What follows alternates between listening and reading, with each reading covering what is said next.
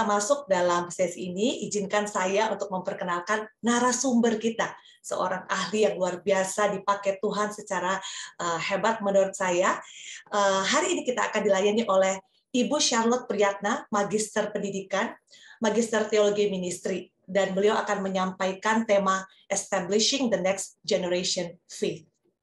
Pada tahun 1995, Ibu Charlotte mendirikan sekolah Atalia di Tangerang, dan pada periode 2020 sampai 2025 menjabat Atalia Kilat. Lalu pada periode 2022 sampai 2027, beliau menjadi Ketua Bidang 1 MPK Indonesia dan juga sebagai Board tahun 1987, jurusan Psikologi Pendidikan. Lalu memperoleh gelar Magister Pendidikan pada tahun 2012 dari UNJ jurusan Pendidikan Anak Usia Dini. Dan beliau juga menerima Magister Ministry tahun 2013 dari STT Saat. Beliau sudah berkecimpung dalam dunia pendidikan selama 33 tahun. Wow, sangat luar biasa ya. Dan saya yakin hari ini tidak hanya sekedar sebuah informasi yang diberikan, tapi ada impartasi kehidupan yang akan kita terima. Oleh sebab itu, waktu dan tempat kami persilakan untuk Ibu Charlotte menyampaikan materi pada malam ini. Silakan Ibu. Terima kasih Bu Glory, terima kasih Bu Hertina. Selamat malam Bapak Ibu.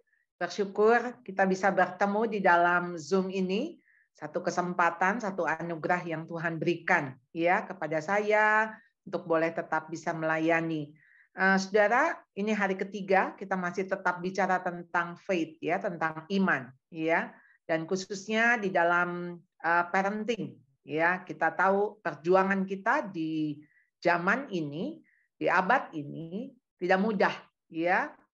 Sementara kita melihat banyak anak muda meninggalkan gereja, ya, meninggalkan iman, ya. Jadi memang kita berada di dalam satu fase peperangan, saudara, ya.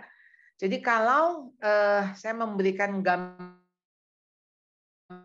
ya, tadi sudah disebut saya sudah 33 tahun dalam dia.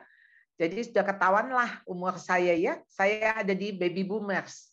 Sekarang saya sudah punya cucu ya. Anak saya lahirnya di Gen Y, generation Y. Cucu saya di generation Alpha ya. Jadi kebayang lompatan-lompatan dari generasi. Saya dan mama saya nggak jauh beda. Kami cuma selisih satu generasi. Ya, mama papa saya ada di generasi builders atau veteran. Tetapi dengan anak, dengan cucu menjadi jauh sekali. Jadi memang generasi ini, bahkan kita ini yang disebut pendatang ya. Jadi yang memiliki zaman ini yaitu anak-anak kita sekarang ini. Jadi kalau ya saya masih bertanya kepada anak saya, gimana nih operate ini, gimana nih masalah komputer, masalah handphone sekalipun, wah anak-anak lebih canggih. Dan cucu saya yang usia 4,5 tahun, udah bisa mengoperasikan, sudah bisa, sampai saya kadang-kadang terkejut-kejut, terkagum-kagum lebih tepatnya. Ya, kenapa? Karena mereka itu yang lahir di atas 2010 yang disebut Gen Alpha, mereka ada disebut juga Generation Glass. Karena apa? Sejak lahir mereka memang sering ketemu dengan yang namanya layar. Apalagi 2,5 tahun ini pandemi, saudara, anak-anak sekolah belajar dengan layar. Ya, seperti kita ya. Satu hal tentu sangat menguntungkan. Kita bisa ketemu dari berbagai kota, berbagai daerah melalui layar ini. Namun, layar yang ada di hadapan kita itu bukan sesuatu yang nyata. Ya, kita bertemu di dunia maya gitu ya, bukan di dunia nyata. Orang anak begitu akrab dengan yang namanya layar. Nah, jadi saudara, pernah di dalam satu edisi majalah Time, dia menulis satu tema yaitu the me generation. Jadi ini generasi yang saya. Dari 10 hukum Allah, hukum yang pertama saudara, Jangan ada padamu Allah lain di hadapanku. Jangan ada padamu ilah lain di hadapanku. Saudara, yang di hadapan kita sekarang ini apa, saudara? Kalau ilah kita tuh siapa, saudara? I. Maka ada iPhone, iPod, iPad, I. Aku, saudara. Saya akan bacakan saudara 2 Timotius 3. Ya, ayat yang pertama, keadaan manusia pada akhir zaman. Ketahuilah bahwa pada hari-hari terakhir akan datang masa yang sukar. Manusia akan mencintai dirinya sendiri dan menjadi hamba uang. Mereka akan membual dan menyombongkan diri. Mereka akan menjadi pemfitnah. Mereka akan berontak terhadap orang tua dan tidak tahu berterima kasih, tidak mempedulikan agama. Tidak tahu mengasihi, tidak mau berdamai, suka menjelekkan orang, tidak dapat mengekang diri, garang, tidak suka yang baik, suka mengkhianat, tidak berpikir panjang, berlaga tahu, lebih menuruti hawa nafsu daripada menuruti Allah. Saudara, inilah kondisi manusia pada akhir zaman. Ya, sekarang ini manusia akan mencintai dirinya sendiri. Saudara, kata-kata self love itu sering sekali kita dengar. Ya, apalagi sekarang ya self healing ya. Healingnya ke Bali, ya, healingnya ke Australia, saudara, healing. Bagaimana sekarang yang namanya diri itu ketika diupload, diberitahu ke orang, makanya ada istilah flexing. Bisa memberitahu isi lemari, isi rumah, isi garasi, saudara, isi deposito, isi tabungan. Seolah-olah itu menjadi hal yang biasa. Manusia itu akan mencintai dirinya.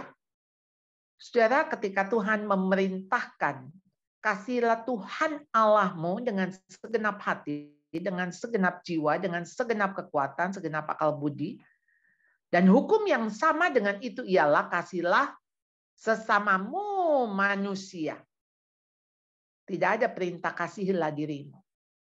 Kasihilah sesamamu manusia seperti dirimu sendiri.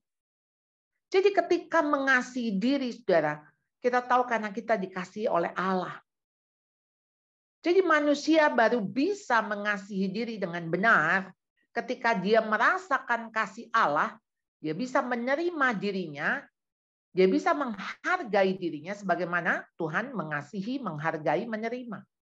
Kalau tidak, manusia yang dasarnya punya natur dosa, manusia akan mencintai dirinya sendiri, menjadi hamba uang, jelas berarti yang menjadi ilahnya, menjadi dewa, menjadi Allah, ya, yaitu dirinya. Ya, jadi kita melihat di sini betapa mengerikan zaman ini. Jadi apa yang orang tua harus lakukan? Saudara, 2 Timotius 1 ayat 5, sebab aku teringat akan imanmu yang tulus ikhlas, yaitu iman yang pertama-tama hidup di dalam nenekmu Lois dan di dalam ibumu Eunike, dan aku yakin hidup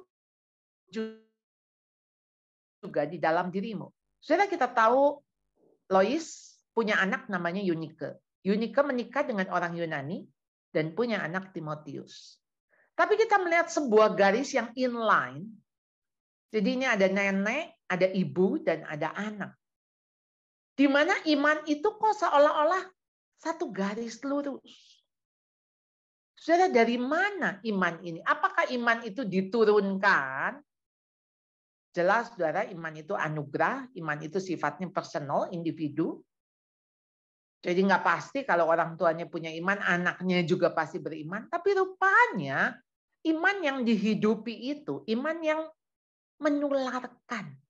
Iman tanpa perbuatan adalah mati. Jadi iman yang dihidupkan, iman yang dijalankan, iman yang dinyatakan, ditunjukkan melalui perilaku. Sehingga iman harus dengan ketulusan dan di dalam kebenaran. Karena iman tidak bisa bertumbuh dalam kemunafikan. Iman itu harus diuji. Dan ketika anak melihat ujiannya lewat kesulitan, tantangan, Di situ iman itu bicara dengan nyata. Dan saudara, ketika iman itu tulus ikhlas, itu bisa dirasakan. Ketulusan itu dirasakan, saudara. Enggak pura-pura. Enggak pura-pura beriman. Pura-pura kuat. Jadi saudara, bagaimana kehidupan Nenek Lois dan Ibu Yunike itu sangat berpengaruh kepada anak. Saudara, mau anak punya iman yang tulus ikhlas, marilah mulai dengan diri kita.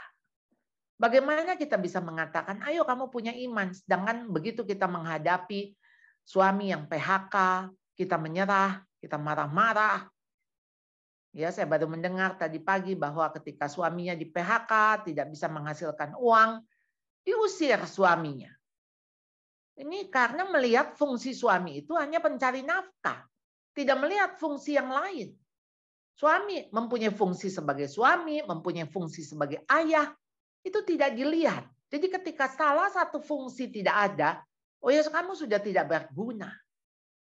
Saudara, bagaimana iman ini tumbuh, iman ini nyata, justru ketika di dalam kesulitan. Tantangan. Jadi saudara, kita melihat ya, kalau orang tua mempunyai iman yang tulus ikhlas, orang tua juga harus mengajarkan firman Tuhan kepada anak-anak sejak kecil. 2 Timotius 3:15, ingatlah juga bahwa dari kecil engkau sudah mengenal kitab suci yang dapat memberi hikmat kepadamu dan menuntun engkau kepada keselamatan oleh iman kepada Kristus Yesus. Siapa yang memperkenalkan Kristus? Kalau bukan orang tua. Jangan mengharap guru sekolah minggu, pendeta, guru agama di sekolah, sementara saudara melimpahkan tugas ini kepada mereka. Padahal orang tua adalah pendidik utama dan pertama dalam hidup anak. Anak lebih lama di rumah daripada di sekolah. Siapa yang memperkenalkan kitab suci? Siapa yang memperkenalkan firman? Dan firman ini bukan sekedar kata-kata, bukan sekedar ayat hafalan, tapi firman yang dihidupi. Anak melihat, bukan hanya iman yang dihidupi, tapi ada firman. Di situ anak bisa mengenal kitab suci yang memberikan hikmat dan menuntun kepada keselamatan. Saudara, kapan sih kita bisa memberikan firman kepada anak? Kalau bukan sejak kecil. Mereka sudah besar, sudah begitu banyak stimulasi yang mereka dapatkan. Informasi yang mereka terima. Saudara, mumpung masih kecil. Mereka seperti spons. Mereka ketika menerima firman itu dengan iman seorang anak yang percaya penuh. Ya, kalau kita bilang kasih tahu kepada anak ya, ini enak, ini enak. Anak itu bisa langsung percaya, oh ya enak ya, iya ya enak ya. Mudah sekali ya untuk di-stimulate, untuk diyakinkan. Tapi jangan harap kepada anak remaja, pemuda, apalagi orang dewasa. Saudara, nanti kita akan di sesi yang kedua saya bicara bagaimana kita mendidik anak-anak yang sudah lebih besar. Kadang-kadang ada omongan, enak ya anaknya sekarang sudah besar ya. Oh enggak enak saudara. Lebih enak anak masih kecil. Waktu TK, waktu SD. Masih bisa diomongin. Kita ngomong mereka masih dengar. Anak sudah besar, mereka sudah punya input, sudah punya pendapat, sudah punya pengaruh. Jangan harap kita bisa memberikan pengaruh yang lebih besar. Nah, jadi saudara, segala tulisan yang diilhamkan Allah memang bermanfaat untuk mengajar, untuk menyatakan kesalahan, untuk memperbaiki kelakuan, dan untuk mendidik orang dalam kebenaran. Saudara, firman itu berkuasa. Jadi kalau saudara ngajar, saudara bilang aja, ini Tuhan loh yang ngomong. Ini firman Tuhan yang bicara, bukan mama, bukan papa. Karena firman itu hidup, dia bisa menyatakan kesalahan, bisa memperbaiki kelakuan, bisa mendidik orang dalam kebenaran. Nggak usah saudara tegur, Firman Tuhan sudah bisa berkata-kata. Inilah tulisan yang diilhamkan Allah melalui Roh Kudus. Jadi saudara, dengan demikian tiap-tiap manusia kepunyaan Allah diperlengkapi untuk setiap perbuatan baik. 2 Timotius 3 ayat 14 mengatakan, tetapi hendaklah engkau tetap berpegang pada kebenaran yang telah engkau terima dan engkau yakini dengan selalu mengingat orang yang telah mengajarkannya kepadamu. Kalau kita ngantar anak pergi keluar kota, keluar negeri untuk studi, kita cuma bilang, ingat mama ya nak. Ingat apa yang mama katakan. Waktu kita bilang ingat mama tuh kita nggak bilang ingat ya mama ya mukanya kayak gini loh. Jangan lupa ya ini mama punya tai lalat di sini, punya tompel sini. Bukan, pasti kita mengatakan ingat ya apa yang dikatakan mama. Dengan mengingat orang yang telah mengajarkan. Arti yang diingat adalah apa yang diajarkan. Apa yang kita ajarkan kepada anak sehingga anak menerima dan meyakini. Kalau bukan firman Tuhan. Kalau bukan kebenaran. 3 Yohanes 1 ayat 4, bagiku tidak ada sukacita yang lebih besar daripada mendengar bahwa anak-anakku hidup dalam kebenaran. Apa sih saudara yang bikin kita bangga, yang bikin kita senang, bikin kita tenang?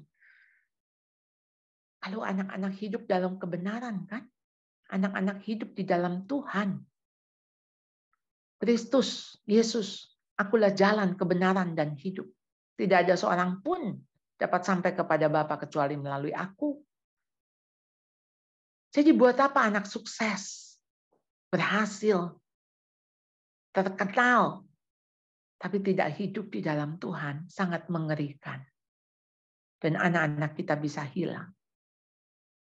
Jadi saudara, yang ketiga, orang tua bukan hanya iman yang dihidupi dan firman yang dihidupi, tapi memiliki hubungan relasi yang dihidupi. Orang tua memberi contoh teladan bagaimana hidup dalam iman dan firman. Bukan hanya sebagai teori, tetapi dia mempraktekkan dalam kehidupan sehari-hari. 2 Timotius 1 ayat 13, peganglah segala sesuatu yang telah engkau dengar daripadaku sebagai contoh ajaran, sebagai teladan yang sehat, dan lakukanlah itu dalam iman dan kasih dalam Yesus, dalam Kristus Yesus. Jadi saudara, kita tahu ya hidup itu bukan cuma sekedar kita ngomong A, ngomong B, dengerin ya nasihat mama, ya perintahnya ini, larangannya ini. Bukan saudara. Tapi bagaimana anak belajar dari yang dilihat, bukan hanya dari yang didengar. Buat apa kalau kita bilang, kamu jangan merokok ya. Tapi sementara kita sedang mengepulkan asap rokok. Lalu kita bilang, jangan merokok ya, awas kalau kamu merokok. Saudara, anak tidak mendengar apa yang kita katakan, tapi dia melihat apa yang kita lakukan. Jadi teladan ini harus dihidupi, saudara. Ya, jadi ibarat anak saudara ya waktu masih kecil, dia hidup di taman yang artinya saudara semua tertata, ya aman, nyaman. Tapi anak makin besar tuh anak berjalan di kebun. Di kebun itu mulai ya mungkin ada binatang yang lewat, mungkin ada semak-semak, ya ada duri-duri, ya. Namun kita ingat anak makin besar dia akan berjalan di hutan belantara.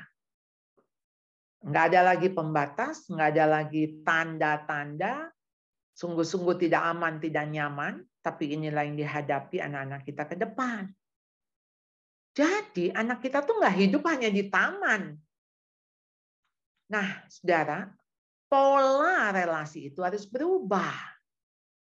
Nggak bisa kita hanya terus-menerus menganggap ini aman, nyaman. Enggak, saudara. Jadi kalau anak usia 0 sampai 5 tahun, mereka berada pada fase yang disebut fase disiplin. Fase disiplin digambarkan seperti jarum jam pukul 6. Garisnya tegak lurus, vertikal. Nggak ada negosiasi di sini. Nggak ada kita minta pendapat diskusi dengan anak usia 3 tahun. Tentu ketika Anda bercakap-cakap, bertanya, lalu kemudian minta dia memilih hal-hal yang sederhana, itu menjadi bagian dari percakapan, dari komunikasi. Nggak apa-apa. Tapi kan kita nggak mungkin curhat sama anak umur 3 tahun. Papamu tuh selingkuh. Ya nggak mungkin. Karena apa, saudara? Relasi kita, relasi yang harus menunjukkan otoritas. Dan anak ini lagi belajar percaya. Maka anak bingung. Kalau lihat mamanya nangis-nangis, papanya teriak-teriak, bingung anak, nggak ngerti. Suasana itu pasti akan membuat anak gelisah. Jadi di usia 0 sampai 5, ketaatan yang kita minta dari anak dan percaya, trust and obey. Itulah yang melahirkan disiplin. Anak harus bisa merasakan kasih orang tua justru di saat-saat itu. Jangan berikan kepada orang lain untuk mendidiknya, karena justru di masa 0 sampai 5, fase yang memberikan landasan untuk relasi berikutnya. Kalau 0 sampai 5 aja nggak deket, lihat dia lebih dekat sama susternya, sama mbaknya. Bagaimana dia mau dekat sama kita ketika dia sudah besar? Yang dia kagumi adalah orang yang terdekat dengannya. Saya ingat ada seorang anak muda, dia bilang, Bu, waktu kita umur 3 tahun, kita kan nggak bedain ya mama kita direktur apa janitor. Iya ya, mana bisa membedakan mamanya direktur apa mamanya cleaning service. Tetap dia menganggap itu mamahnya dan dia bangga dengan mamahnya. Jadi saudara, justru di fase-fase awal sangat penting untuk menuju kepada fase training 6-12. Seperti jarum jam 7:05. Sedang mentraining anak. Apa yang di-training? Apa yang dilatih? Dilatih karakternya. Dilatih tanggung jawab. Dilatih disiplin. Nah, setelah fase latihan mulai masuk ke fase coaching, relasi. Jadi di dalam coaching ini saudara seperti jam 8:10. Sudah dekat ke horizontal. Jadi fase di atas 18 tahun adalah fase persahabatan. Pola komunikasi mesti berubah. Tidak ada lagi nada perintah. Selain yang ada adalah diskusi. Pola komunikasi berubah, pola relasi berubah, pola asuh berubah. Jangan kita anak umur 20 tahun tapi masih manteng di pukul 6. Atau kita katakan kamu sudah umur 30 tapi kamu tetap anak ya. Ini saya orang tuamu. Oh no, nggak bisa. Kita tetap menjadi orang tua sampai kapanpun secara status. Tetapi secara fungsi harus berubah. Berubah dari vertikal menuju horizontal. Jadi blueprint membesarkan anak saudara di dalam fase-fase ini. Kita melihat makin besar anak saudara, otoritas harus makin turun. Ya. Sedangkan pengaruh harus naik. Jadi saudara, di tengah-tengah ada fase transisi yaitu usia 12 tahun. Di mana 12 tahun ini pengaruh makin naik, tapi otoritas makin turun. Saudara, Amsal 22 ayat 15, ya, ingatkan kita kebodohan melekat pada hati orang muda. Pasti bukan bodoh secara stupid, secara pikiran. Ya, bodohnya adalah bodoh di hati.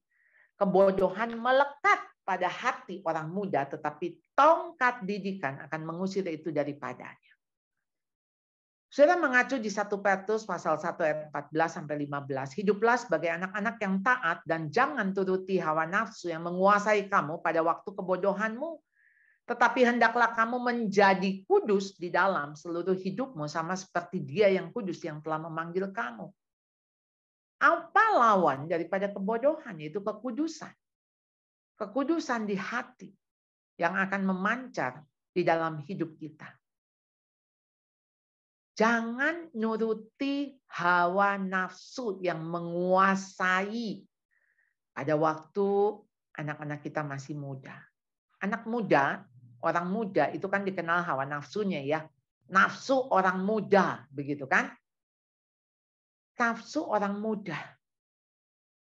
Saudara, ini saatnya kita minta anak-anak kita justru bukan hidup di dalam hawa nafsu yang menguasai sehingga membuat dia bodoh.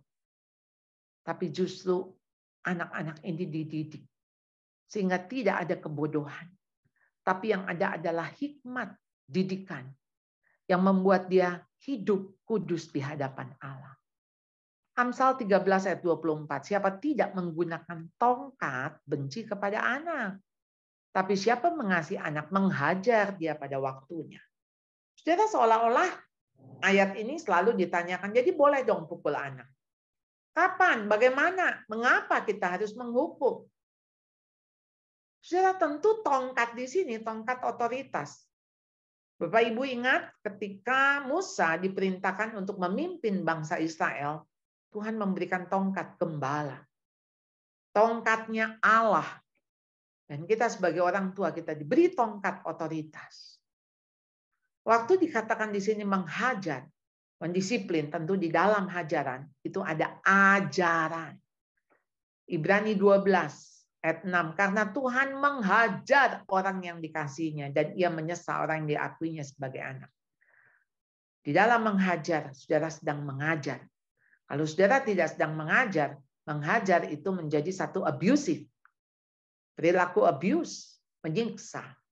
Oleh karena itu menghajar di sini adalah disiplin. Ayat 11, memang tiap-tiap ganjaran ya, pada waktu ia diberikan tidak mendatangkan sukacita tetapi duka cita. Tapi kemudian ia menghasilkan buah kebenaran yang memberikan damai kepada mereka yang dilatih olehnya. Saudara, inilah ganjaran Alkitabiah ketika anak-anak kita hidup di dalam kebenaran. Maka yang dihasilkan adalah buah kebenaran yang akan memberikan damai di hati mereka yang dilatih olehnya. Saudara, pendidikan adalah proses pelatihan. Disiplin adalah sarana meraih goal yang lebih besar, yaitu pembentukan karakter seperti Kristus dalam diri anak. Tujuannya apa sih kita mendisiplin? Tujuannya apa sih kita menghajar? Tujuannya apa sih supaya kita memberikan ganjaran? Ya supaya anak-anak kita Christ likeness. Seperti Kristus. Saya memberikan satu kisah bagaimana Susanna Wesley, ibu dari John Wesley dan Charles Wesley. Anak ke-14 dan anak ke-16. Dia punya 19 anak. Memang tidak semuanya hidup. Tapi dia punya 16 peraturan, saudara.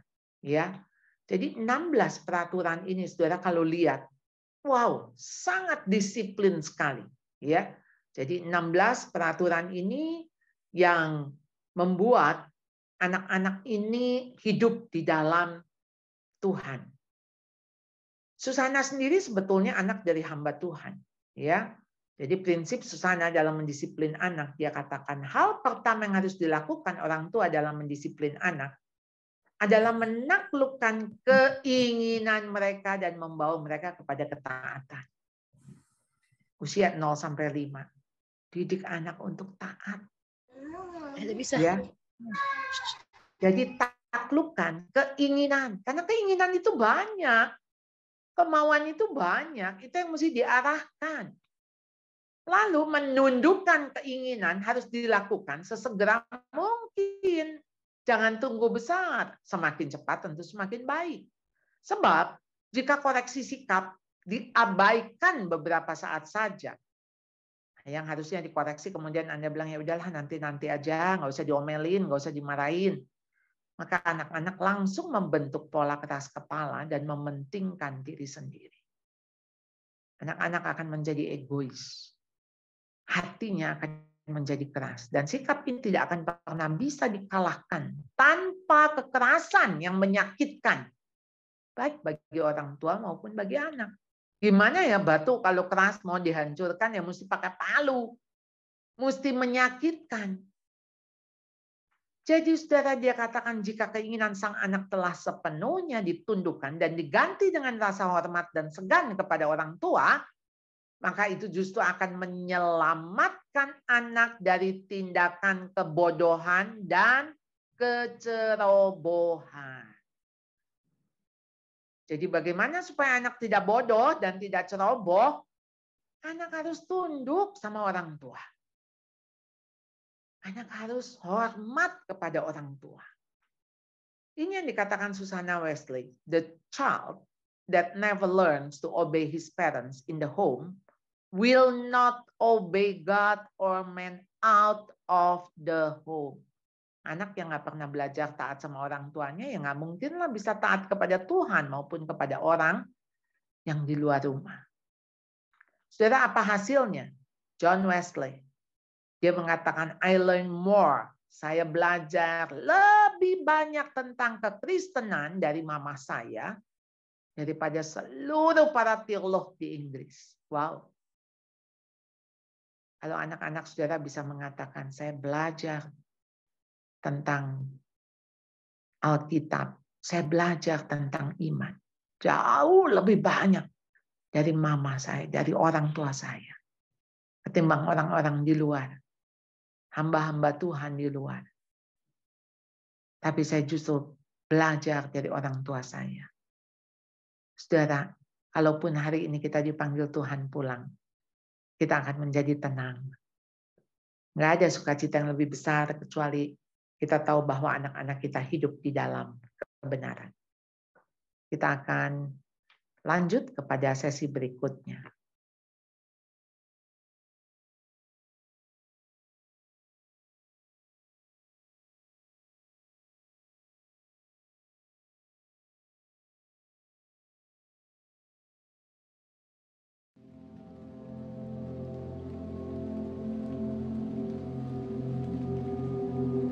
Saya punya kerinduan untuk gereja ini berkembang dan maju. Tapi jemaat kami hanya sedikit pada saat itu. Bagaimana dengan kredibilitas saya sebagai pemimpin gereja jika program Alpha ini gagal?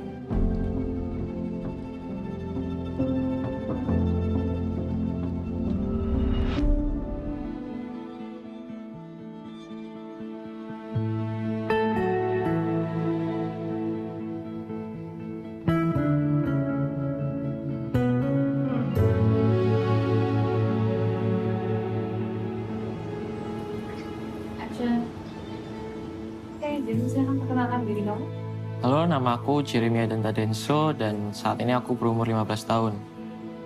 Gerejaku di Sitri Manahan di Solo. Dulu menurutku tuh penginjilan tuh hanyalah kayak sekedar khotbah gitu, tapi ya ternyata penginjilan itu tentang menjangkau orang-orang yang bahkan nggak kenal sama Tuhan.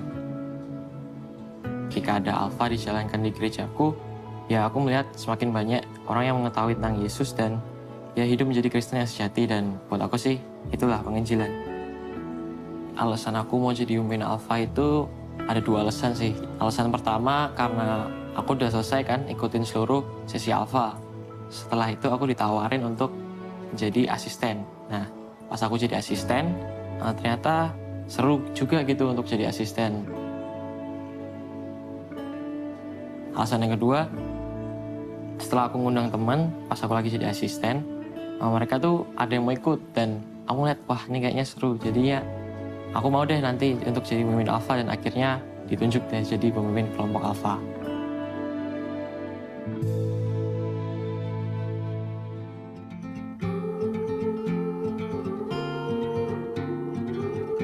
Karena teman-teman aku banyak ya, dan karakternya mereka kan beda-beda macam-macam, jadi aku sih nyesuaiin aja sama mereka. Ada yang aku ajakin langsung aja ya, aku langsung bilang, ayo kita ikut Alpha, kita belajar bareng tentang basic Christianity. Mereka mungkin ada yang nanya kan, Alpha itu apa? Aku jawab, makanya ikut dulu, nanti kan bisa ngerti. Nah tapi ya karena nggak semua teman dekat, jadi buat teman-teman tertentu itu, aku biasanya ngajakin mereka mungkin main dulu, mungkin harus bangun relasi dulu, main bareng, nongkrong, ataupun ya sepedaan gitu bisa. Apalagi pas pandemi dulu kan rutin sepedaan. Dan disitulah baru aku ajak Alpha dan ada yang mau, dan bahkan sekarang join menjadi jemaat gereja kami. Dari banyaknya teman yang aku ajak, ya nggak semua langsung mau, dan ada juga yang harus aku ajak sampai 1 tahun baru mau join. Ya mungkin dalam 1 tahun sesi Alpha, aku cuma berhasil ngajak 1-2 teman aja. Dan sebelum aku ngajak mereka juga, aku mendoakan mereka dulu, dan di situ juga aku belajar untuk mendoakan mereka.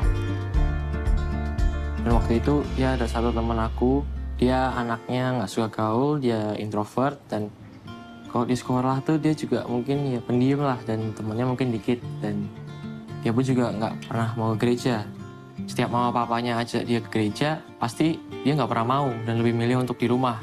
Bahkan dulu pernah bilang sama aku, dia kayak nggak percaya ada Tuhan lah gitu. Dan waktu itu kita ajak dia ke Alpha. Sebenarnya waktu dia respon mau ikut Alpha, kita pun juga bingung kok ini orang mau ikut, dan nggak nyangka lah dia mau ikut. Dan selama di Alpha, dia selalu memberikan jawaban yang nyeleneh, bercanda gitu, dan herannya dia nggak pernah absen, selalu hadir dan mulailah mau ke gereja. Setelah saya Alpha, aku ngeliat perubahan kehidupan dia tuh ya sangat drastis lah ya. Dia jadi mau bergaul, rajin ikut kelompok sel, ikut gereja, dan dia bahkan sering juga kayak ngajakin ayo gereja ke teman-teman yang lain. Dan saya pada akhirnya dia memutuskan untuk dibaptis, dan mamanya aja sampai terkagum-kagum kok dia mau dibaptis. Setelah ikut Alpha, anaknya tuh jadi mau menyerahkan hidupnya sebenarnya sama Yesus. Dan kita pun juga ya terkejut lah dia bisa berubah seperti itu.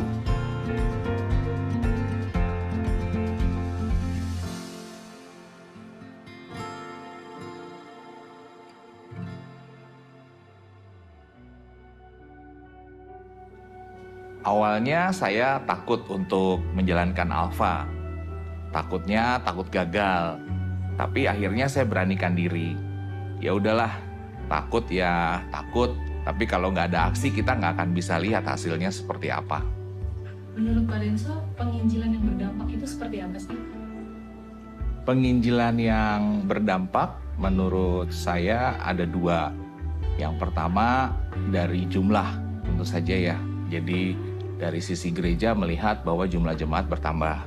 Tapi kalau yang khusus bagi saya, penginjilan yang berdampak adalah ketika orang percaya atau jemaat di dalam satu gereja merespon amanat agung. Nah, bagi saya betapa bangga melihat jemaat dalam pengetahuan mereka mau mengambil sikap mengabarkan berita baik. Saya kepada anak saya JJ, apa yang bisa saya harapin sih dari anak baru lulus SMP kan, jadi dia baru seberapa sih gitu hafal firman Tuhan seberapa gitu kan, tapi dia dengan mau mengundang, mau mengajak temannya untuk bersekutu kenal Tuhan, itu bagi saya berdampak. Dan ini banyak banget jemaat yang seperti itu. Iya, buat aku pribadi, aku harus menjalankan Alpha karena aku mau menjangkau orang-orang yang belum kenal sama Tuhan. Dan sebagai anak muda, ini cara yang dapat dilakukan untuk melakukan amanat aku. Kita nggak perlu nunggu menjadi pendeta untuk membawa orang-orang di sekitar kita untuk mengenal siapa Tuhan itu. Di dalam nama Yesus kami bersyukur untuk firman Tuhan yang telah dilepaskan kepada kami sebagai berkat untuk memberikan penguatan kepada iman kami.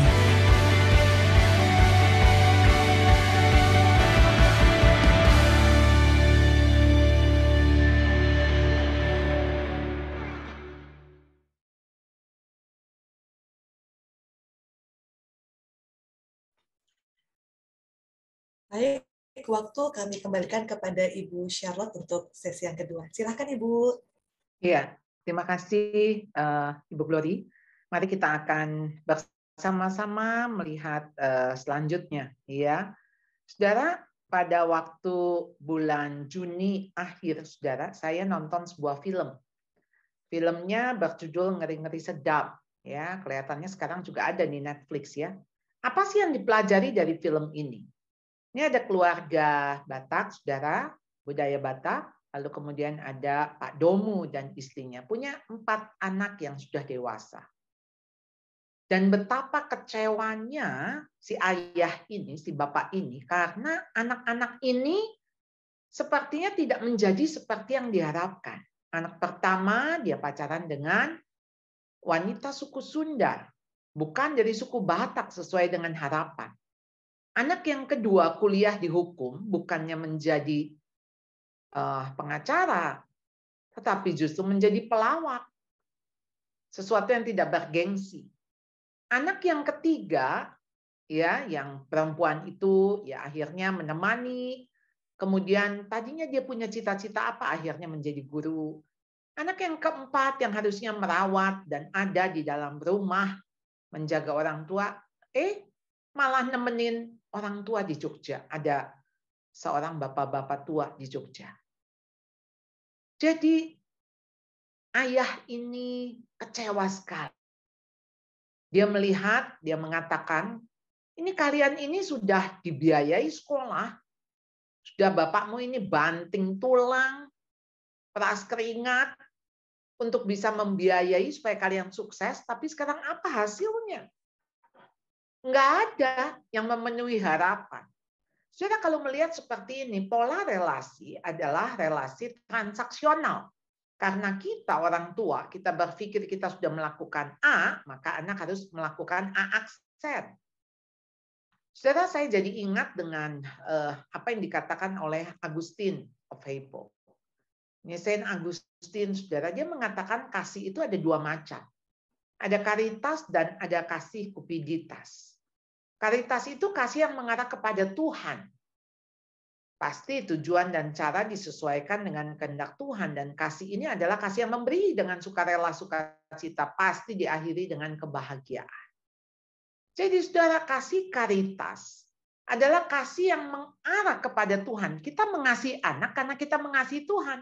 Kita mengasihi pasangan kita karena kita mengasihi Tuhan. Itu dasarnya. Tapi kalau kupiditas, kasih yang bukan mengarah kepada Tuhan, yaitu kasih yang mengarah kepada diri. Kayak ini, Bapak Domo. Jadi dia kasih dia kepada anak, bukan kasih yang karitas, kasih yang rela, tapi kasih yang ingin memiliki, ingin menguasai, pasti berakhir dengan kekecewaan. Kasih yang dimulai dengan ketakutan dan kekhawatiran akan kehilangan. Bayangkan, saudara, satu saat itu kita akan kehilangan anak dan harus siap.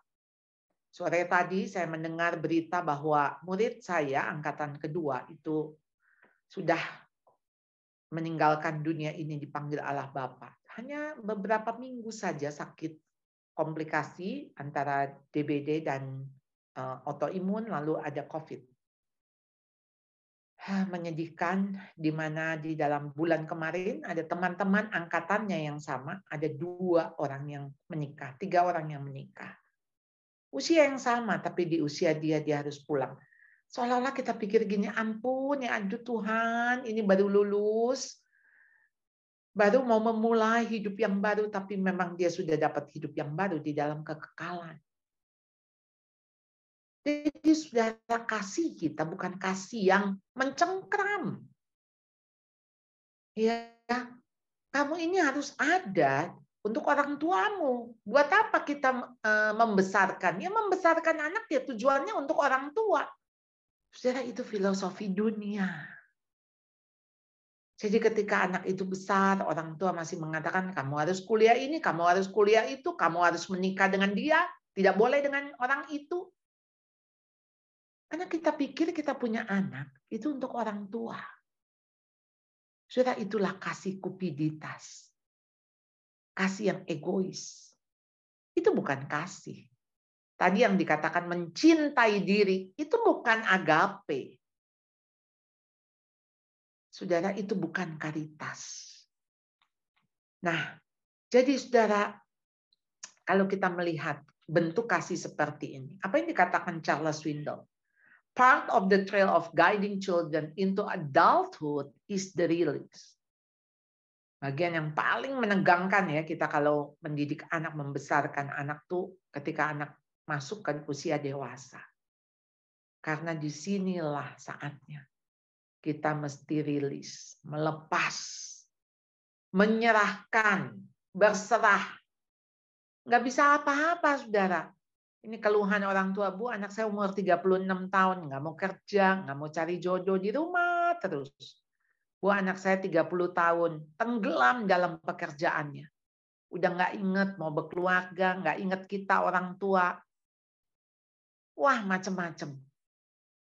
Saudara, still you have to let them go, start now. Kita harus lepas mereka. Tapi ya beginilah, too many parents make life hard for their children by trying to zealously to make it easy for them. Kita tuh sering lupa, kita tuh jadi orang tua. Sebetulnya harus berubah fungsi ya. Kadang-kadang kita mati-matian usaha sedemikian rupa ya buat anak-anak kita yang kita pikir untuk kemudahan mereka ya. Tapi sebetulnya satu hari, saudara, justru anak-anak kita menderita karena itu. Berapa banyak anak yang dimanjakan, tidak siap untuk masuk kepada kehidupan yang sebenarnya. Dia dari kecil nggak pernah dikasih tanggung jawab. Bagaimana sekarang dia menjadi seorang suami, menjadi seorang ayah yang dituntut tanggung jawab. Jadi saudara, kenapa orang tua tuh perlu belajar jadi orang tua? Karena kita tuh nggak otomatis bisa jadi orang tua seperti yang Allah kehendaki. Maka kita harus belajar. Dan tujuan menjadi orang tua adalah melakukannya sampai Anda tidak perlu terus menjadi orang tua. Karena kita nggak mau, saudara, kita terus sampai menjadi orang tua tuh nggak berubah-berubah ya. Ini satu ayat, saudara, dalam Ulangan 32 ayat 11. Laksana Raja Wali menggoyang bangkitkan isi sarangnya.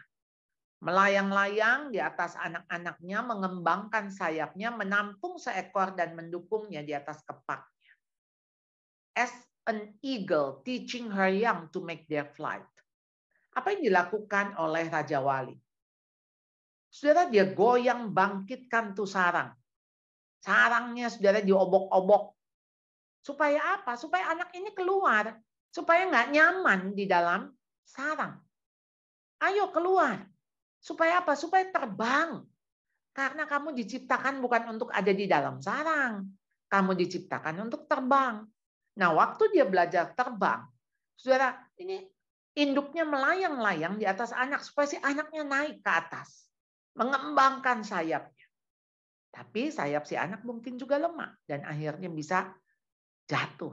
Waktu dia jatuh, apa yang dilakukan induk ini? Induk ini menampung seekor demi seekor mendukung di atas kepaknya. Tapi apakah hanya ditaruh di kepak? Jelas tidak. Pasti kepaknya itu dikepakkan lagi, sayapnya dikepakannya lagi, dan burung ini atau si anak burung ini terpaksa untuk terbang lagi. Saudara, demikian Allah mendidik kita seperti itu. Nah, jadi apa yang harus dilakukan oleh orang tua? Direct your children onto the right path, and when they are older, they will not leave it. Didiklah orang muda menurut jalan yang patut baginya, maka pada masa tuanya pun ia tidak akan meninggalkan jalan itu. Dia tidak akan menyimpang jalan itu. Saudara, ini kalimat yang menghibur sekali. Kita mendidik anak, saudara, tentu kita berharap dia terus ada di right path. Dia nggak kemana-mana. Tapi satu hari kalaupun Tuhan izinkan dia menyimpang, kita dengan iman percaya satu hari dia akan kembali kepada iman yang mula-mula, kepada kasih yang mula-mula. Saudara, doakan. Terus doakan. Jadi saudara, apa yang dikatakan Tim Elmore, we have to prepare the child for the path, not the path for the child. Kita harus menyiapkan anak-anak kita itu untuk jalan yang patut baginya. Bukan nyiapin jalannya untuk anak kita nyiapin anaknya. Sudah kadang orang tua ya, punya 3 anak, dia siapin 3 ruko, 3 perusahaan, itu mah bisa habis. Kalau saudara nggak menyiapkan anaknya. Jadi saudara, yang kita siapkan anaknya, bukan jalannya. Jalan yang patut baginya, karena memang Tuhan sendiri sudah punya jalan itu. Kita nggak usah khawatir, saudara. Tuhan sudah ada di jalan itu. Jadi, ayo saudara. Kita tahu bahwa anak-anak kita ini buatan Allah. Jadi saudara nggak usah takut, saudara sebutkan nama anak saudara. Saudara biasakan ketika baca firman, saudara kata kita bisa diganti saya, bisa diganti nama anak. Ya, jadi misalnya saya membaca anak saya Rafael.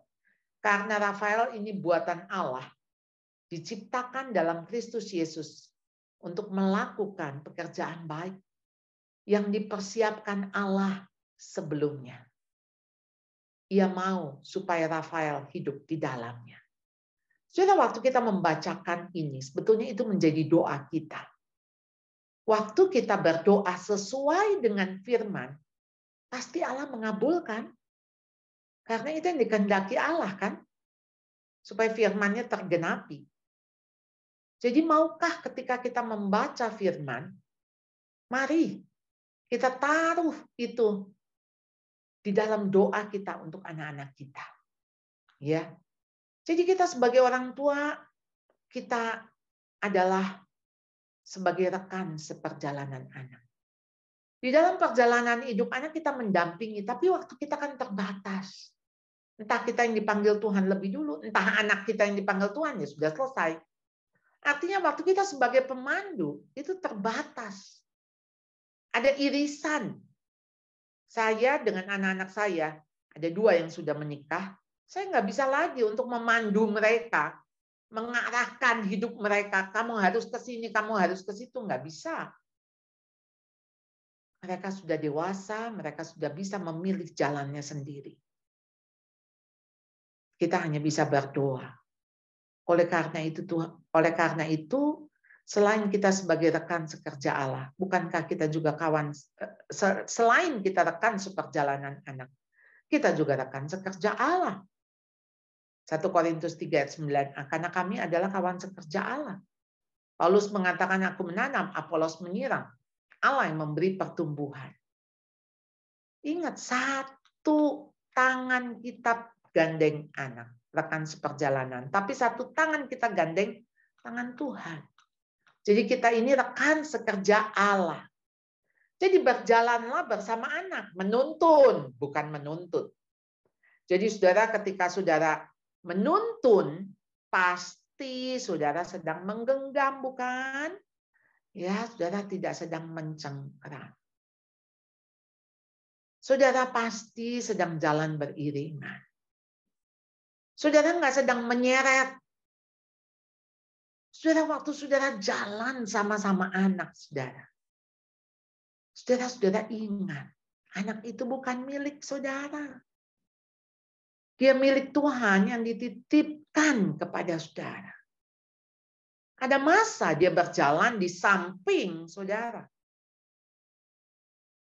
Ada masa dia berjalan di belakang atau di depan saudara. Tapi yang pasti, yakinkan dia jalan bersama dengan Tuhan. Itu yang paling penting. Waktu di dalam journey saudara sebagai orang tua, saudara justru menyatakan bagaimana perjalanan rohani saudara, perjalanan iman saudara bersama dengan Tuhan. Itu yang anak-anak akan pelajari. Itu yang anak-anak lihat. Itu yang anak-anak akan ikuti. Iman itu iman yang bertumbuh. Dia tidak lekang oleh waktu. Sesuatu yang justru kita akan melihat bertambah kuat. Jadi perjalanan iman menjadi satu perjalanan yang harus dialami oleh anak. Saudara, bagaimana ya kalau kita menghindarkan segala kesulitan di dalam hidup anak?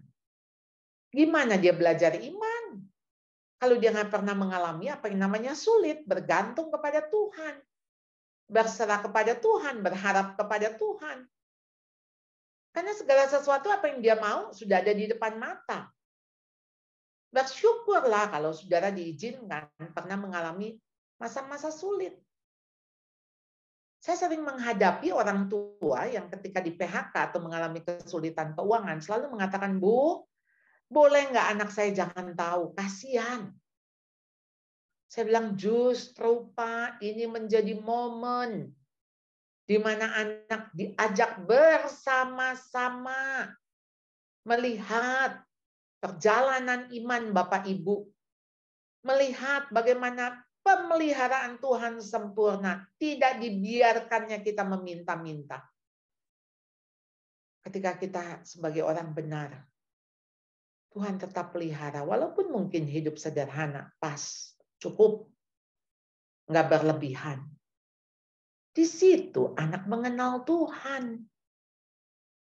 Saudara, kalau saudara pura-pura, saudara menutup-nutupi, gimana anak jadi melihat Allah yang hidup di dalam kehidupan berkeluarga? Anak udah makin besar, dia harus tahu hal-hal yang membuat kita gagal. Kita nggak pakai topeng lagi, nggak usah jaim di depan anak. Jadi saudara, if we don't teach our children to follow Christ, the world will teach them not to. Kalau kita nggak ngajarin anak untuk ikut Kristus, maka dunia tuh ya akan ngajarin untuk nggak ikut. Jadi kita ini lagi tarik-tarikan sama dunia. Kalau saudara santai, kita santai, saudara, habis deh anak kita. Dicengkram oleh dunia ini. Maka dunia akan mengambil, merebut anak-anak kita. Saudara, selamatkan anak-anak ini. Untuk mereka pegang terus tangan Tuhan di dalam setiap musim kehidupan. Anak ikut Tuhan dalam keadaan apapun. Mengikuti Yesus, keputusanku. Keputusan yang diambil yang akan dia terus katakan sampai kapanpun. Tidak ada kasih. Tidak ada yang bisa memisahkan anak-anak kita daripada kasih Kristus. Penderitaankah, ketelanjangankah, sakitkah? Tidak ada. Jadi saudara, jangan menyalahkan siapapun kalau anak kita salah jalan. Yesaya 53 ayat 6 sudah mengatakan, kita sekalian sesat seperti domba, masing-masing kita mengambil jalannya sendiri. Tetapi Tuhan telah menimpakan kepadanya kejahatan kita sekalian. Kita semua itu like sheep, bisa straight away. Enggak hanya kita yang bisa salah jalan, anak juga bisa salah jalan. Tapi apa yang kita harus lakukan, saudara? Sebagaimana Tuhan mengatakan bahwa ya jalannya kita bukan jalannya Tuhan. Pikirannya kita bukan pikirannya Tuhan. Dia punya mercy kepada kita. Dia punya belas kasihan kepada kita.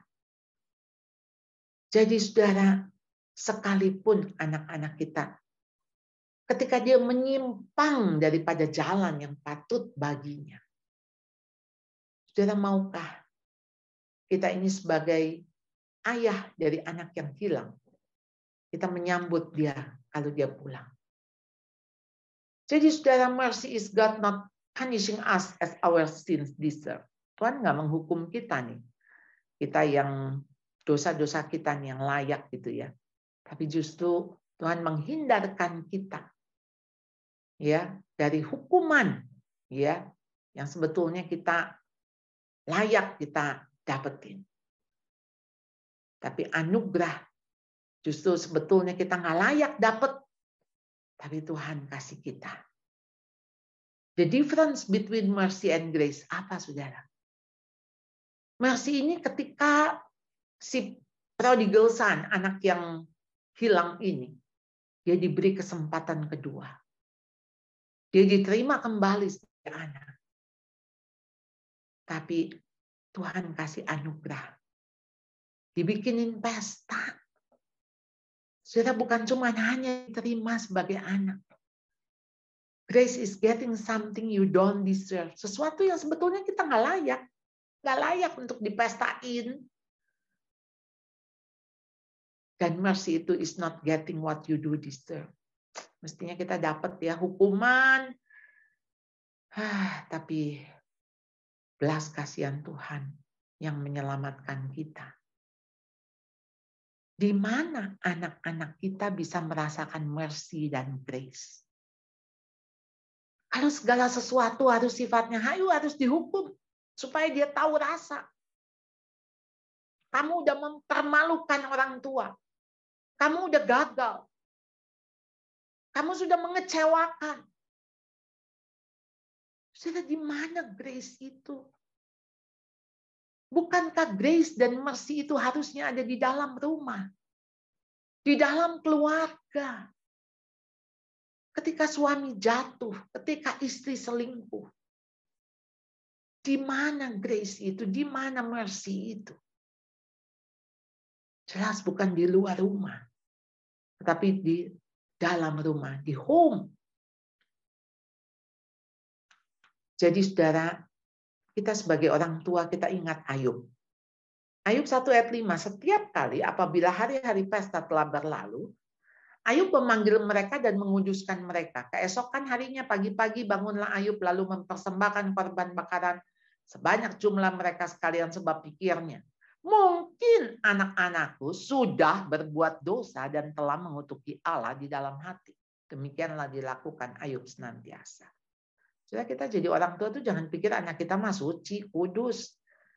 Saudara, kita harus pikir, aduh Tuhan, anak saya tuh gampang sekali tergelincir, mudah sekali jatuh, mudah sekali tersesat. Maukah saudara senantiasa setiap kali ingat anak-anak saudara, saudara berdoa buat mereka. Ayub setiap kali mempersembahkan korban bakaran. Sebanyak jumlah anak-anaknya yang pesta. Dia punya 7 laki-laki, 3 perempuan, saudara. Bisa dibayangkan ya, tiap hari bergilir itu pesta. Karena kaya sekali Ayub itu. Jadi, saudara, kita lihat. Kita sebagai orang tua, kalau bukan kita yang mendoakan anak, siapa yang mau doain anak kita? Saya ingat sekali Samuel, saudara ya. 1 Samuel pasal 1 ayat 27 sampai 28. Ini doanya Hana. I asked the Lord to give me this boy, and he has granted my request. Now I'm giving him to the Lord, and he will belong to the Lord his whole life. And they worship the Lord there. Dia mengatakan, untuk mendapat anak inilah aku berdoa, dan Tuhan telah memberikan kepadaku apa yang kuminta daripadanya. Maka aku pun menyerahkannya kepada Tuhan seumur hidup. Terserahlah ia kiranya kepada Tuhan. Saudara, Hana doa. Minta anak. Tuhan kasih. Dia nggak menjadi mabuk. Sehingga dia lupa anak ini milik Tuhan. Dia kembali mempersembahkan anak ini untuk dipakai oleh Tuhan seumur hidupnya. Dia tahu anak ini belong to the Lord. Milik Allah, bukan miliknya. Jadi saudara, kita ingat anak-anak kita itu milik kepunyaan Tuhan. Dia punya kisah, punya cerita. Biarlah itu menjadi history, ceritanya Allah. It's not my story. Bukan untuk kebanggaan kita. Tapi ini untuk dipersembahkan. Untuk hormat kemuliaan bagi nama Tuhan. Billy Graham mengatakan the greatest legacy one can pass on to one's children and grandchildren is not money or other material things accumulated in one's life, but rather a legacy of character and faith. Apa sih yang bisa kita berikan warisan pada anak cucu kita? Uang bisa habis, bisa nggak nyampe ke anak cucu kita. Barang-barang bisa hilang, bisa lenyap, bisa hancur.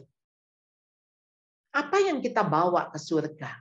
Waktu kita bawa pulang, kita nggak bawa emas, nggak bawa sertifikat, nggak bawa piala, nggak bawa award, nggak bawa deposito, nggak ada yang kita bawa selain karakter kita dan iman.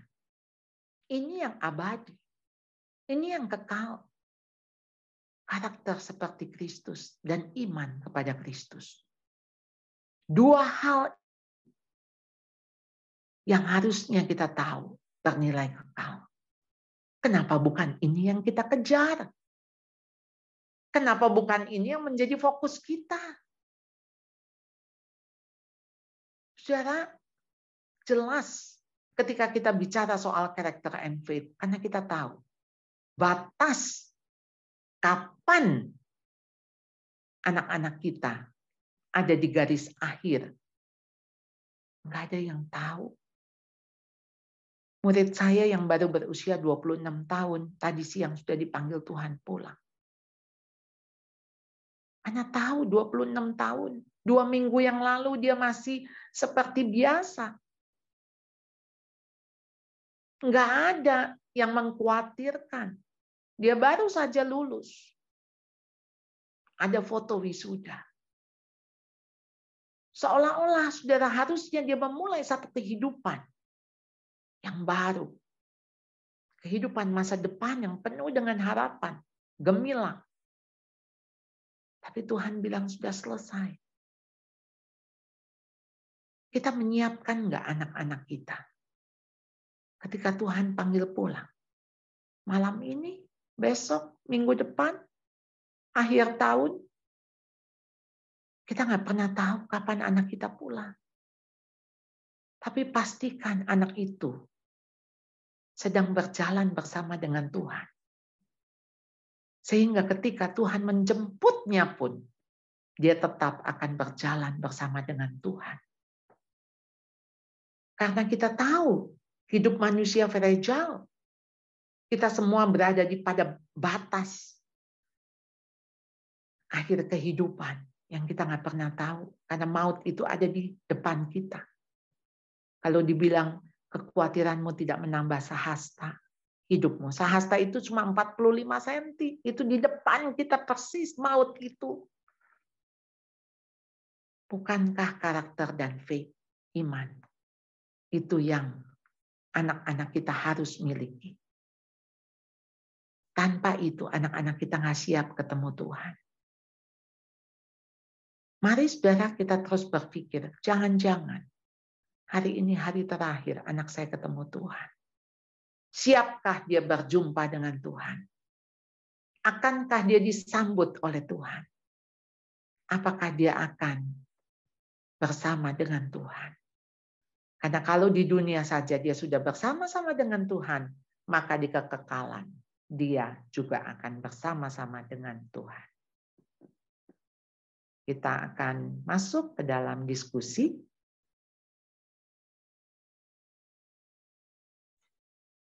Ya, baik Ibu Charlotte buat paparannya, informasi dan sharing yang sangat luar biasa. Saya percaya Bapak Ibu yang hadir pada malam ini diberkati sekali ya. Banyak treasure yang ditinggalkan buat kita malam ini, dan puji Tuhan sudah ada pertanyaan yang masuk kepada kita panitia. Saya akan bacakan. Dari seorang Bapak, begini Bu pertanyaannya. Apakah pendisiplinan berupa tongkat didikan atau pukulan masih relevan dengan anak-anak zaman sekarang? Jika iya, apa batasan-batasannya? Silakan, Ibu. Iya. Kita dulu dibesarkan mungkin dengan pukulan. Tetapi situasi itu sama. Saya dipukul, tetangga juga dipukul, teman sekolah juga dipukul. Jadi sesuatu yang kita nilai memang kalau orang tua mendidik ya memang dengan cara pukul. Jadi kita nggak pernah sakit hati sama orang tua. Karena kita tahu ketika mereka mendisiplin, mereka pikir itu yang benar. Tetapi zaman sekarang berubah. Kalau anak kita dipukul, temannya akan bilang, wow, kamu harus lapor KPAI, ya, Komisi Perlindungan Anak. Ini sudah penyiksaan. Papamu bisa dipenjara. Artinya zaman sudah berbeda. Jadi ketika bicara tongkat, bicara pukulan, bicara hajaran, sebetulnya apa sih yang mau dihajar? Apa yang mau dipukul? Hatinya. Hatinya. Saudara, waktu pukul hatinya, buat apa sih saudara kalau saudara pukul fisiknya, badannya, kemudian hatinya menjadi keras? Justru hatinya tidak tersentuh. Saudara harus bisa menyentuh hatinya. Saya ingat anak saya cerita, anak saya yang nomor 2 itu memang waktu kecil sulit sekali. Ya, kami sendiri mengalami kesulitan dan si anak juga waktu menceritakan kepada kami banyak hal-hal yang melukai dia. Kami juga sadar bahwa hal-hal yang ya membuat saya juga kalau bisa saya putar jam kehidupan, saya rasa saya ingin balik gitu ya. Tapi ya bersyukur dia mulai bisa mengungkapkan kepada kami, jadi kami mengerti. Jadi dia sempat cerita, dia bilang papa itu pernah panggil dia, lalu dia salah, entah dia bilang salah apa, tetapi dia bilang, papi itu, dia pikir dia akan dimarahin, tapi justru papi itu menangis di depan dia. Sambil menangis, suami saya cuma bilang, ingat ya, sekalipun kamu nakal, kamu tetap anak papi. Dan itu tidak pernah berubah. Papi tetap sayang. Siapapun kamu dan apapun kamu. Dan bagaimanapun kamu. It never change. Tidak pernah berubah. Papi tetap sayang. Dan dia bilang kalimat itu memukul hatinya. Kalimat itu menghancurkan hatinya. Dan dia bilang, saya itu, justru saya bikin papi saya nangis. Apa yang saya lakukan? Kok saya kebangetan ya? Kok saya nakal banget? Saudara, kadang nggak perlu bentakan, nggak perlu omelan, nggak perlu hardikan, nggak perlu teriakan, tapi justru kata-kata yang lembut bisa menghancurkan hati yang keras. Dan hati ini, saudara, yang untuk dibawa kepada Kristus. Makanya kenapa saudara harus menangkan hatinya. Bukan menyenangkan hatinya. Memenangkan hatinya bagi Kristus. Kalau saudara bisa memenangkan hati anak, maka saudara akan dapetin tuh kasihnya anak, hormatnya anak, kekagumannya anak. Dan sebetulnya bukan untuk kagum kepada kita, untuk hormat kepada kita, tapi untuk kagum kepada Allah, hormat kepada Allah, mengasihi Allah. Itu tujuan kita, ya. Next. Baik, terima kasih Bu. Ada pertanyaan lanjutan nih. Jika saya ini berandai-andai ayah dalam film Ngeri-Ngeri Sedap tadi, apa yang sebaiknya saya lakukan? Nah, gimana ya, nih Bu? Kalau Bapak nonton ya, apa yang dilakukan? Dia menghampiri anaknya satu persatu. Dan dia menerima anaknya apa adanya. Bukan ada apanya, apa adanya. Di situ yang membuat hati anaknya kembali berpulang. Hatinya dimenangkan. Jadi, ayo kita jadi orang tua bukan untuk diri kita. Kita mendidik anak untuk anak. Dan untuk anak bagi Kristus. Jadi anak ini yang kita arahkan kepada Tuhan. Ya, tentu film ini bukan film rohani, saudara.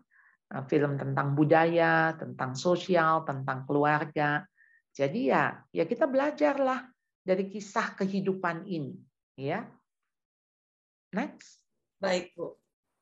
Nah, ada pertanyaan menarik Bu.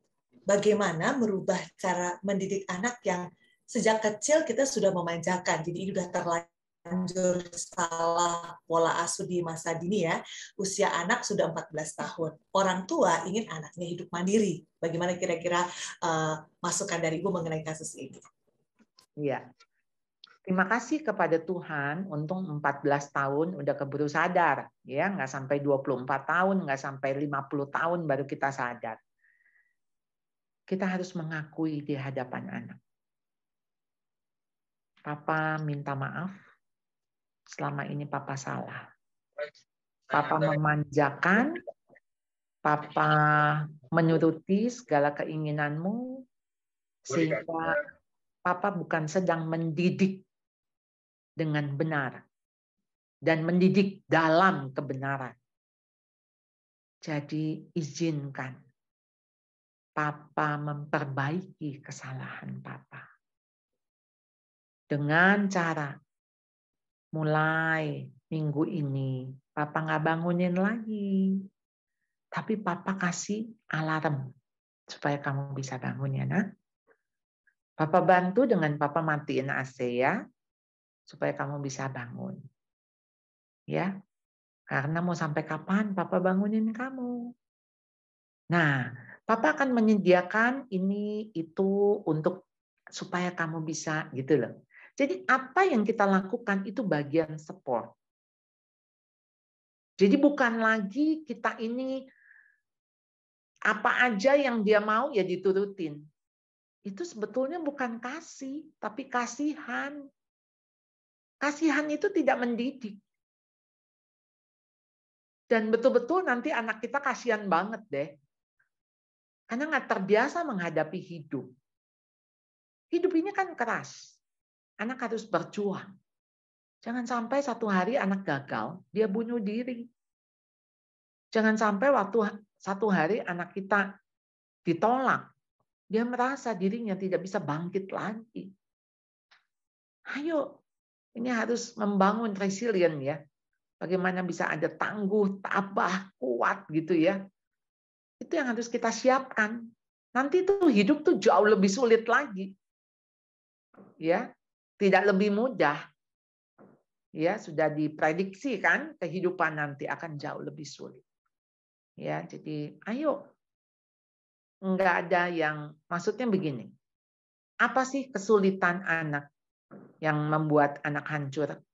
Menurut saya enggak ada kalau itu bentuknya disiplin, kecuali relasi. Jadi ketika dia melihat relasi papa mamahnya hancur, itu yang bikin hancur anak. Jadi kenapa relasi itu harus nomor satu? Sama-sama, kebersamaan. Mau cuman makan nasi, pakai kerupuk, pakai kecap, kalau bisa bersama-sama, wow, itulah keindahan. Tapi mau makannya steak, tapi di meja makan di restoran mewah itu saling ribut, enggak bicara. Saya pikir itulah kesulitan yang paling sulit. Jadi jangan berikan kepada anak-anak situasi seperti itu, ya. Oke, next. Baik Bu, terima kasih. Nah ini ada yang direct message ke saya. Mudah-mudahan saya bisa menerjemahkan pertanyaannya. Berkaitan dengan anak mau bandel yang mendapat gangguan dari luar. Bagaimana caranya agar saya bisa berdamai dengan diri saya sendiri, sehingga saya juga dapat mendidik anak saya dengan ikhlas dan tidak emosional. Jadi ini mungkin nakalnya karena pengaruh lingkungan ya. Lalu mungkin si ibu merasa bersalah atau bagaimana begitu, gimana caranya untuk mendidik anak dengan ikhlas dan tidak emosional. Silakan Bu. Kalau anak sampai terpengaruh dari kondisi luar, kita juga punya andil, kita punya bagian. Artinya ketika dia terpengaruh dari luar, karena pengaruh dalam itu nggak kuat. Sehingga ketika pengaruh dalam nggak kuat, ketika pengaruh dari luar ini masuk, itu kan menjadi bagian atau akibat. Sehingga boleh nggak sih nggak lihat ini semata-mata anak saya bandel, nyusahin saya, bikin saya malu, nggak bisa diatur, saya susah. Tapi kita coba refleksi, anak ini butuh apa? Anak ini apa sih? Sehingga dia menjadi kosong, dia ikutin temennya yang nggak benar gitu ya, yang bandel. Itu kan pasti temennya juga bilang, hebat loh, kalau lo tuh bisa kabur dari rumah, lo hebat. Kalau lo bisa ngerokok, lo hebat. Nah ketika temennya menantang, dia hebat. Itu kan karena dia nggak pernah dipuji di rumah. Dia nggak pernah dihargai di rumah, sehingga apa yang menjadi kekaguman teman-temannya, itulah yang dia penuhi gitu. Nah ini menjadi satu hal yang membuat saudara sekarang punya konsep yang berbeda. Maukah saudara belas kasihan kepada anak yang bandel? Jadi ini juga akibat dari saya. Ya, dia gampang sekali terpengaruh oleh teman. Ya, dia membutuhkan kasih, membutuhkan peneguhan. Dia membutuhkan relasi. Kalau dia merasa dikasihi oleh kita, merasa disayang oleh orang tua, Dia juga sungkan nyakitin hati kita. Dia juga nggak mau melawan kita. Tapi kalau dia nggak merasa disayang, di rumah hanya diomelin, dimarahin, ya gimana dia mau dekat sama kita? Gimana dia betah di rumah? Ya dia betahnya di luar. Home-nya ada di luar bersama dengan teman-temannya. Jadi nggak heran ya kalau anak kita ya terpengaruh dari luar. Ya, next. Kalau anak dari awal memang harus dibilangin dengan kuat, gimana Bu? Kalau dibilangin pelan-pelan tuh nggak bisa, udah dimanja sama neneknya dari kecil, jadi mungkin harus dengan kata-kata yang keras. Ini gimana solusinya? Enggak selalu. Jadi kalau neneknya biasa lembut, saudara harus lebih lembut. Sekarang langsung ke kuping. Nah sekarang begini saudara ya, kan kita tahu ya, ini saya juga udah jadi oma. Dan kita nih oma-oma, aduh kalau ngelihat cucu, rasanya aduh itu cucu kita yang tercakep, terpintar di dunia gitulah. Ya ini memang nanti semua juga kalau jadi oma kayak begitu gitu ya. Jadi makanya tuh didikan oma tuh sebetulnya nggak baik. Didikan nenek kakek tuh nggak bagus gitu ya. Karena apa? Sebetulnya kita bukan mendidik anak kita gitu loh. Kita sedang gimana ini cucu bisa dekat sama kita, gimana cucu mau nurut sama kita, ya udahlah transaksional kan yang dilakukan. Jadi ya itu memanjakan. Jadi memang kalau boleh ya jangan sering-sering ketemu, artinya ya Bapak Ibu lah yang harus mendidik si anak. Nah, jangan biasakan dengan nada tinggi. Kalau frekuensinya tinggi terus, maka dia akan makin kebal. Justru ambil sebaliknya, nada yang paling lembut. Sehingga dia akan, oh, apa nih? Apa? Ngomong apa? Gitu. Karena kalau keras, dia cenderung dia tutup kuping. Dia nggak mau dengar. Justru kalau suara lembut, dia kepengen dengar. Apa itu? Itu tentu jawaban yang sangat singkat, saudara ya. Tapi saya harus ingatkan lagi kepada Bapak Ibu soal relasi. Ya, next. Saya mempunyai 2 anak laki-laki remaja. Bagaimanakah kita bisa menjadi sahabat buat mereka? Dan sering di saat sulit, saya berharap mereka belajar mencari kehendak Tuhan dan bisa mandiri. Silakan. Iya, ketika Anda mempunyai anak remaja, mau nggak dia berteman sama kita? Nggak mau. Kita udah jadul, ngomong aja udah nggak nyambung. Gimana dia mau deket-deket? Begitu dekat aja isinya nasihat. Ya, kamu tuh harus begini, kamu tuh nggak boleh begini. Awas ya kamu kalau begini. Saudara, gimana sih mau dideketin anak? Berarti kan saudara mesti asik kayak temennya. Jadi ibaratnya kalau dia gila, kita ikut gila dikit deh supaya nyambung. Ya, supaya nyambung, karena kalau nggak nyambung tuh gimana?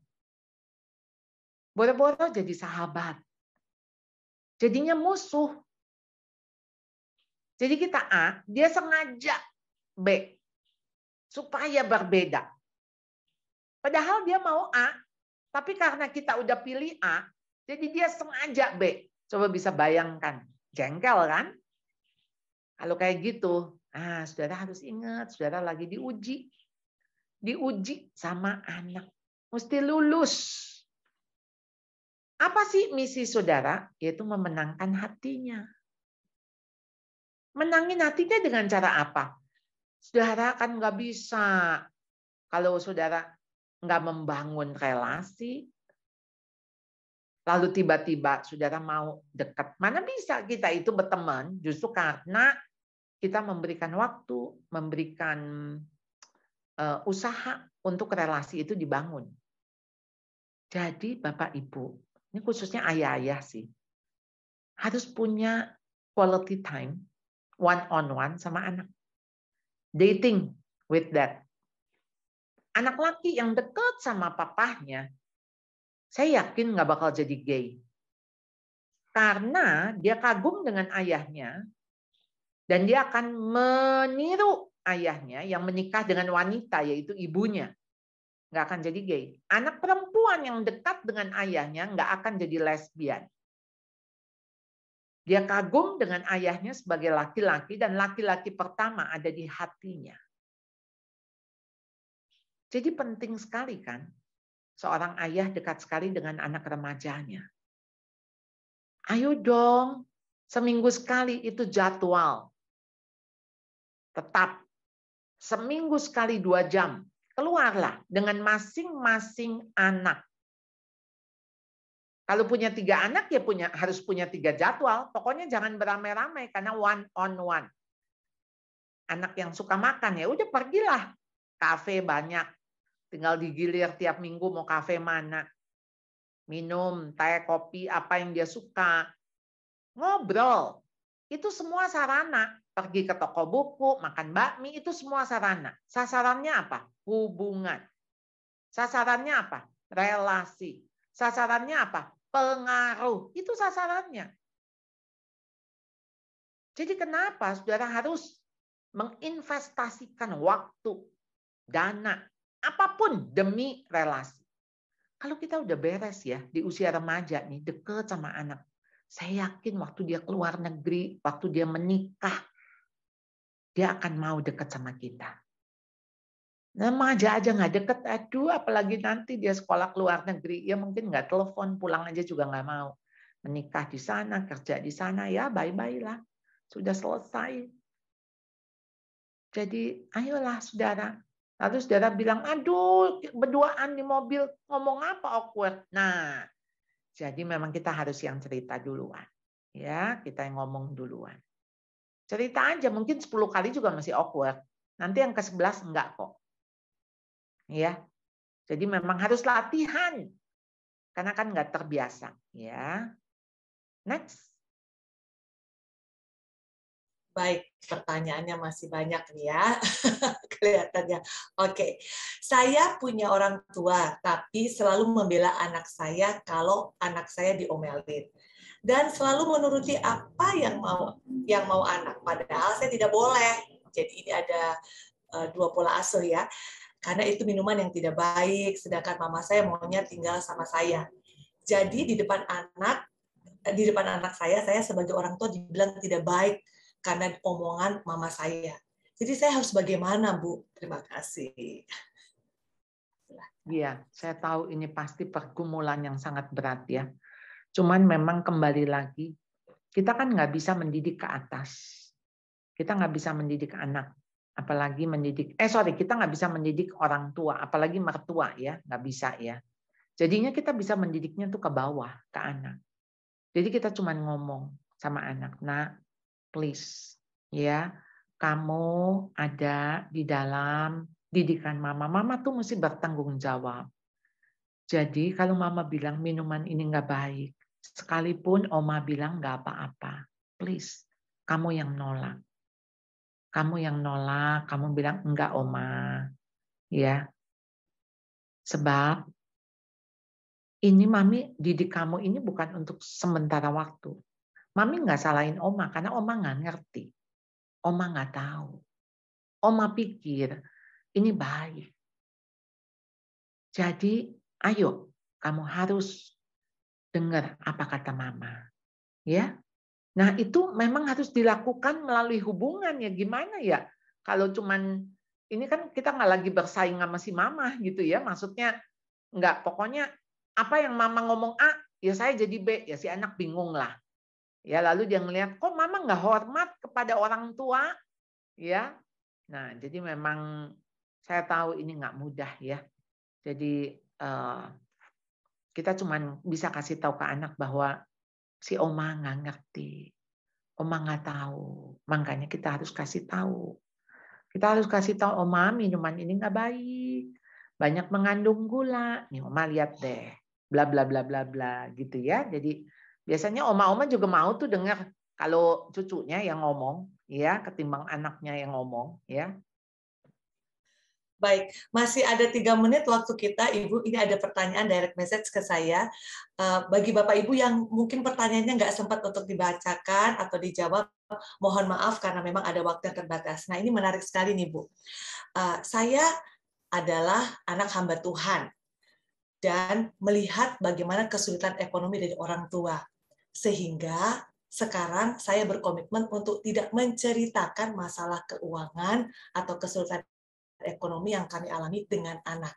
Sedangkan tadi Ibu mengatakan kita perlu terbuka. Bagaimana pendapat Ibu? Apa yang perlu untuk saya lakukan?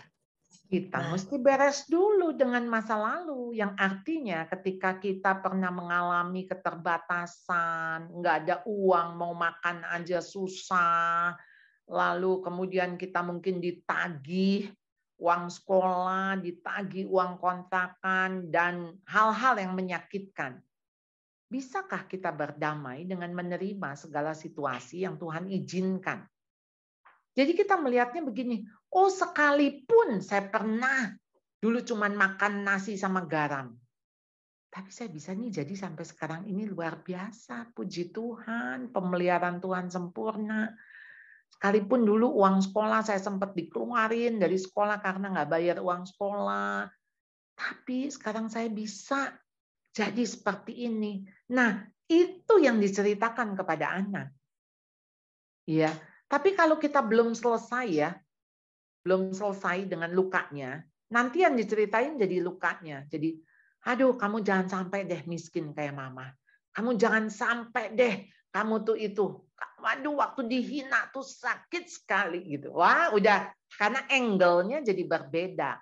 Jadi apa sih yang kita mau ceritakan? Kan kita mau ceritakan tentang kasih Allah. Kita ceritakan tentang keajaiban, tentang kuasa Allah. Kan itu yang kita ceritakan. Dan pakai kondisi kita itu justru menjadi sesuatu yang amazing. Ya, karena kalau kita mau ceritain kesusahan, Mak, kesusahan di dunia udah yang lebih parah dari kita aja banyak. Yang lebih sulit dari kita banyak, yang lebih heboh dari kita banyak. Itu kan cerita-cerita di film, di mana itu kan banyak sekali. Kenapa kita nggak bisa lihat bahwa hidup kita ini menjadi tetap hidup yang harum ya, yang dimana Tuhan tuh hidup gitu loh. Itu justru kalau kita mungkin nggak mengalami kesulitan itu, jangan-jangan kita nggak jadi seperti ini gitu kan. Jadi bersyukurlah dalam segala hal. Termasuk kondisi-kondisi yang memang menyulitkan. Tapi sekarang kan sudah lewat. Kalaupun belum lewat, segala sesuatu mendatangkan kebaikan bagi orang yang percaya kepadanya, bagi orang yang mengasihinya, bagi orang yang terpanggil sesuai dengan rencananya. Ya, itu saja. Terima kasih.